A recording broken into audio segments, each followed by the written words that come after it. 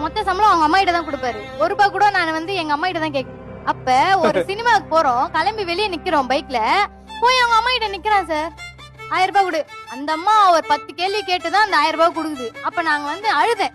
சரி ஓகே அழுத நின்னு சரி எங்க ஓகே ஓகே வீட்ல நான் எப்படி எல்லாம் இருந்தேன். ஓகே சார் எங்க ஒரு அம்மா 1000 கொடுக்கல ரூபாய்க்கு போய் உங்க அம்மா கிட்ட போய் கேக்குறியடா சார் ஓகே அப்படின்னு. சார் அதனாலதான் நான் வேலைக்கு போய் இப்ப நானே சம்பாரிச்சு இப்போ நீ எனக்கு வேலைக்கு என்னோட போற தேவை நீ மந்த்லி 50,000 earn பண்ற என்ன எத்தனை வாட்டிக்கு சினிமா கூட்டு பதில் சொல்லு நான் வேணாம். நான் ஏன் கூட்டு போனோம் கேட்டீங்களா சார் நேத்து சாப்பிட்ட பீஸா கூட நான் தான் வாங்கிட்டேன் அந்த 1000 ரூபாய்க்கு என்ன வெளிய நிக்க வச்சீங்க. நேத்து நடந்த இன்சிடென்ட் நான் சொல்றேன் என்னோட ஜிபே ஒர்க் ஆகல 1000 ரூபாய் தான் ஆச்சு நீ பண்ணிட்டு நான் ஏன் பண்ணணும் நான் சாப்பிட்டதுக்கு 500 ரூபாய் கொடுத்துறேன். பாருங்க சார் இது பாருங்க சார் நீங்க சம்பாதிக்கிற காசை உங்க வீட்டுக்காருக்கு நீங்க செலவு பண்றதுல கணக்கு பார்க்குறது அவர் மட்டும் குடும்பத்துக்கு கணக்கு பார்க்காம செலவு பண்ணுங்கிற எப்படி இருக்க முடியும்?